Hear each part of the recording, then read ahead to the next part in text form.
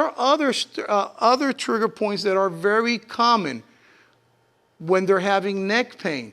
So let's say I injected the sternocleidomastoid.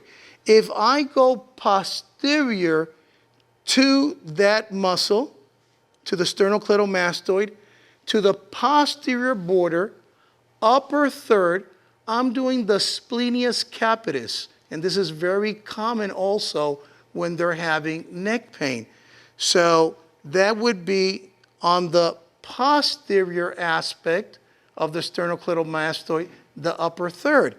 If I'm doing the lower third on the posterior aspect of the sternocleidomastoid, then I'm doing the levator scapula, which will then come and wrap around and come all the way into the medial aspect of the scapula.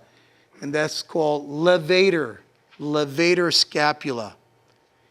And those are two common sites that when you are treating the neck, if you only treat the sternocleidomastoid, and this is what most of our residents do, they treat one area and they're not treating either the splenius capitis or the levator scapula, then you're going to fail with your treatment and the patient will come back 1 week later. Yeah, I feel better, and they'll point at it. But right here, I have discomfort and pain.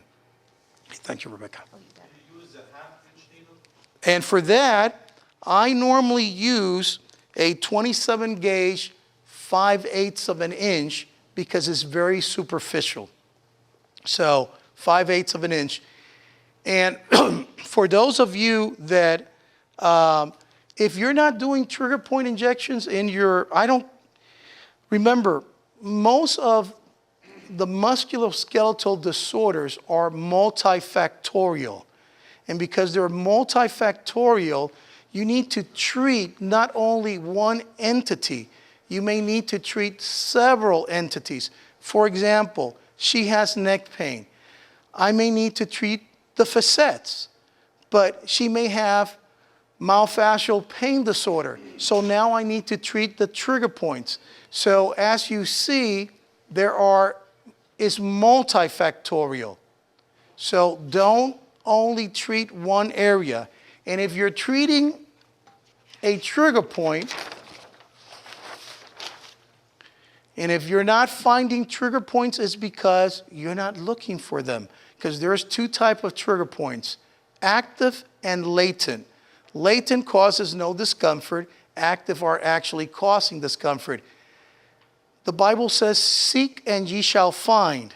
And I tell you, this applies very well for trigger point injections. If you seek, you shall find. So the definition of trigger point is a taut muscle band, that's the definition, that has a specific radiating pattern. So that is the definition of a trigger point. So what I'm looking for is a taut band. And if the band is taut enough, it will feel like a nodule. When I apply pressure to that trigger point, it will have a specific radiating pattern, and normally is associated with a jerk reaction or twitch reaction. So when I apply pressure, the patient will jerk away or will twitch. That muscle will twitch. So if we look at the trigger point, and let's say that I'm applying pressure right here on that trigger point and I'm feeling this nodule. Sometimes I have patients that say, Doc, I feel like a ball in there, a tumor in there. And where you feel it? So I feel, and it's a trigger point. So if I apply pressure here to the trigger point, the way that you inject is you go directly into the trigger point. And for this, you need what is called a fanning technique. And I inject 0.25 of solution. Then I withdraw my needle without the needle coming out of skin. Let's say this is skin. So I withdraw my needle, and now I redirect my needle to one side. Again, pull my needle, redirect my needle to the other side, and when you finish, pretty much what you're going to have is that initial entry point where I give 0.25, one side north of that, one side south of that, one side east, and one side west. And so you will see this pattern, like a cross or a T. You will see this pattern. And in each one of these, I'll be injecting 0.25 cc's of solution for a total of 1 to 1.25 cc's of solution. The ultrasound, all you're going to see is muscle. Because what happens with this is there's a contraction of the sarcomere. But you're not going to be able to see the sarcomere. And the actin and myosin fibers will go ahead and contract. But you're not going to see that in the ultrasound. So what the ultrasound will show me, now remember, physicians have been doing this for hundreds of years, injecting trigger points. Hundreds. Did we need ultrasound to inject these trigger points before? No. And to tell you the truth, I don't see much benefit, but it's being paid for. Okay? It's being paid for. So I'm not opposed for you to go ahead and put your ultrasound probe over there.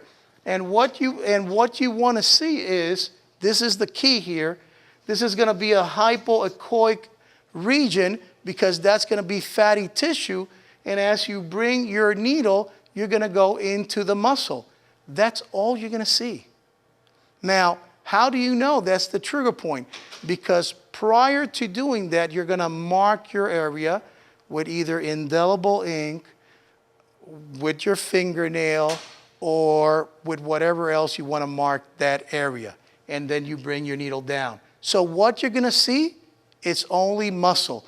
So basically what you want to do is you want to make sure that you're not in fatty tissue. Multiple pictures of the muscle groups, which is different from the sites that I'm in. So let's say that I'm injecting the sternocleidomastoid, and I'm going to inject the sternocleidomastoid, this is an example only, in five different locations.